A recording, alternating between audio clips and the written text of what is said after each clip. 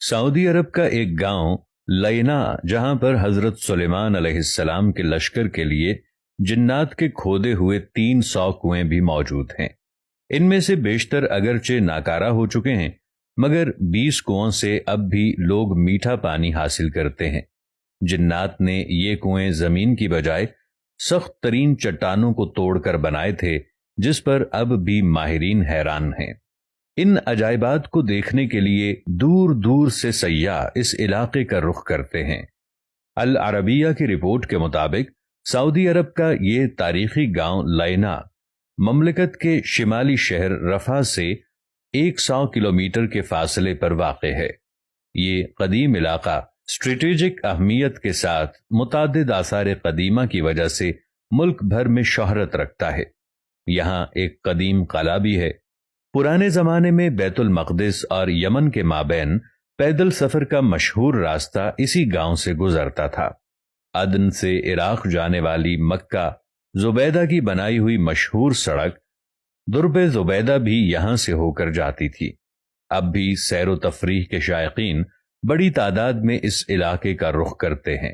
سعودی محقق حمد الجاسر کا کہنا ہے کہ اس قدیم گاؤں میں حضرت سلیمان علیہ السلام کا لشکر بھی اترا تھا۔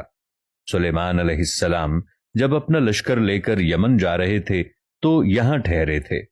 اس بے آب و گیا علاقے میں لشکر کو پانی کی ضرورت پڑی تو حضرت سلیمان علیہ السلام نے جنات کو حکم دیا کہ وہ ہنگامی طور پر کنویں کھودیں، تو جنات نے چٹانوں پر مشتمل سخت ترین زمین میں 300 کنویں کھود دیے تھے۔ یہ انتہائی گہرے کنویں اب بھی اصلی حالت میں موجود ہیں، جنہیں زمین پر اب بھی اپنا وجود رکھنے والا معجزہ قرار دیا جاتا ہے۔ جنات نے چٹانوں کو کاٹنے کے لیے ڈرل مشین کی طرح کوئی آلہ استعمال کیا تھا، جس کے نشانات اب بھی کنووں کے چاروں اطراف واضح طور پر دیکھے جا سکتے ہیں۔ ماہرین اس پر تحقیق کر رہے ہیں کہ جنات نے آخر کس طرح ان سخت ترین چٹانوں کو 60 سے 80 میٹر گہرائی تک کاٹ دیا تھا، اور انہوں نے کون سے علاقے کی مدد سے ایسا کام کیا تھا۔ اگرچہ ان 300 میں سے اس وقت صرف 20 کنویں ہی کارآمد رہ گئے ہیں، تاہم سارے کنووں کے نشانات اب بھی یہاں موجود ہیں۔ ان کنووں کو دیکھنے والا ہر شخص حیرت زدہ ہو کر رہ جاتا ہے۔ تاریخی روایات کے مطابق جب حضرت سلیمان علیہ السلام اپنے لاؤ لشکر سمیت یمن جا رہے تھے تو وہ یہاں دوپہر کے کھانے کے لیے اترے تھے۔ لشکر میں جنات کی فوج بھی شامل تھی۔ جب لوگ پیاسے ہوئے تو حضرت سلیمان علیہ السلام نے جنات کی فوج کے کمانڈر سبتر کی طرف دیکھا تو وہ ہنس رہا تھا۔ حضرت سلیمان علیہ السلام نے اس سے ہنسنے کی وجہ پوچھی تو اس نے کہا کہ آپ لوگ پیاس سے تڑپ رہے ہیں، مگر میٹھا پانی آپ کے قدموں کے نیچے ہی ہے۔ حضرت سلیمان علیہ السلام نے سبتر کو پانی نکالنے کا حکم دیا تو تھوڑی دیر میں اس نے اپنی فوج کی مدد سے 300 کنویں کھود دیے اور سیدنا سلیمان علیہ السلام کا پورا لشکر سیراب ہو گیا۔ معروف مورخ یاقوت حمودی کے دور تک یہ سارے کنویں میٹھے پانی سے لبالب بھرے ہوئے تھے۔ یاقوت حمودی نے اپنی کتاب معجم البلدان میں لکھا ہے کہ لینا عراق کے شہر واسطہ سے مکہ مکرمہ جاتے ہوئے 7ویں منزل پر آتا ہے۔ یہ علاقہ اپنے میٹھے پانی کے کنووں کی وجہ سے شہرت رکھتا ہے۔